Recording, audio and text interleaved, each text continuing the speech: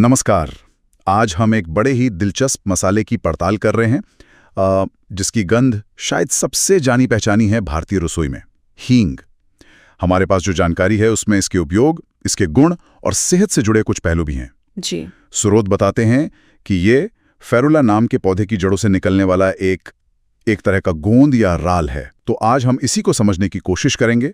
कहाँ से आता है, इसकी गंध और स्वाद पकने पर कैसे बदल जाते हैं और इसका महत्व क्या है रसोई में भी और शायद उससे बाहर भी। चलिए शुरू करते हैं। तो सबसे पहले बात करते हैं इसके रूप की। जानकारी कहती है कि ये अक्सर एक पीले पाउडर जैसा होता है। हाँ, पाउडर रूप में ही ज्यादातर मिलता है। और इसमें कहते हैं कि आटा या चावल का आटा मिला होता है। ये राल चीज क्या है असल में? देखिए, राल या रेजिन जो है वो पौधे से निकलने वाला एक चिपचिपा पदार्थ होता है। जब वो सूख जाता है तो वो कठोर हो जाता है। फेरुला पौधे की जड़ों से इसे निकाला जाता है और बाजार में जो पाउडर मिलता है वो इसी शुद्ध राल को पीसकर और हाँ, उसमें अक्सर स्टार्च जैसे चावल का आटा या गेहूं का आटा मिलाया जाता है।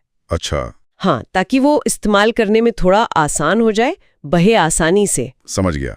और इसकी सबसे बड़ी पहचान वो है इसकी गंध, है ना? कच्ची हींग की महक तो काफी तेज होती है। हाँ बिल्कुल, कच्ची अवस्था में इसकी गंध बहुत तीखी होती है, थोड़ी सल्फर जैसी गंधक वाली महक। कुछ लोगों को शायद ये अच्छी न भी लगे। हाँ, कह सकते हैं। लेकिन दिलचस्प बात यह है कि जैसे इसे पकाया जाता है, जैसे तेल या घी में, हाँ, तो इसकी गंध पूरी तरह बदल जाती है। अच्छा, ये कैसे होता है? मतलब गर्मी से कुछ रासायनिक बदलाव आता है क्या? सही कहा आपने।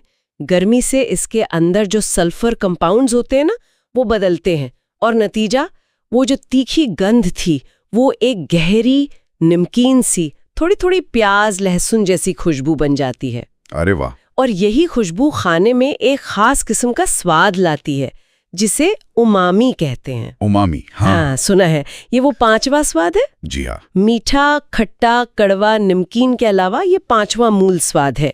ये खाने को एक रिचनेस देता है, एक सेवरी एहसास। कमाल है। तो शायद इसीलिए भारतीय खाने में, खासकर तड़के में, घी या तेल गरम होते ही सबसे पहले हींग डालते हैं। बिल्कुल सही। दाल हो, सब्जी हो, कड़ी हो, कई चीजों में, और कुछ अचारों और नमकीन चीजों जैसे मठरी या कचौरी में भी इसका इस्तेमाल होता है। हाँ। ये स्वाद तो बढ़ाता ही है, लेकिन इसका एक और बड़ा काम है, ये भारी खाने को पचाने में भी मदद करता है। अच्छा, तो ये हमें इसके दूसरे पहलू पर लाता है। स्वाद और गंध तो ठीक है, पर स्रोत ये भी बताते हैं कि इसके सेहत से जुड़े फायदे भी हैं। निश्चित रूप से। पारंपरिक रूप से देखें तो हींग को पाचन के लिए बहुत फायदेमंद माना गया है। ये पेट फूलने, जिसे हम गैस या फ्लैटुलेंस कहते हैं, और अपच जैसी समस्याओं में राहत दिलाने में मदद करती है। और कुछ स्टडीज में इसके एंटी माइक्रोबियल यानी सूक्ष्म कीटाणुओं से लड़ने वाले गुणों का भी पता चला है। और आयुर्वेद का क्या कहना है? जानकारी में इसका भी जिक्र था। हाँ, आयुर्वेद में तो हींग का बहुत महत्वपूर्ण स्थान है।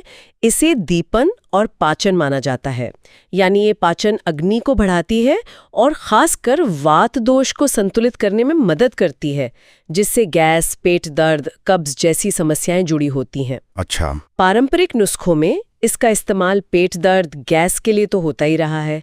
यहाँ तक कि कुछ श्वसन संबंधी दिक्कतों और छोटे बच्चों के पेट दर्द मतलब कॉलिक में भी इसके प्रयोग की बात कही जाती है। तो ये सिर्फ एक मसाला नहीं है, ये एक तरह की पारंपरिक औषधि भी हुई।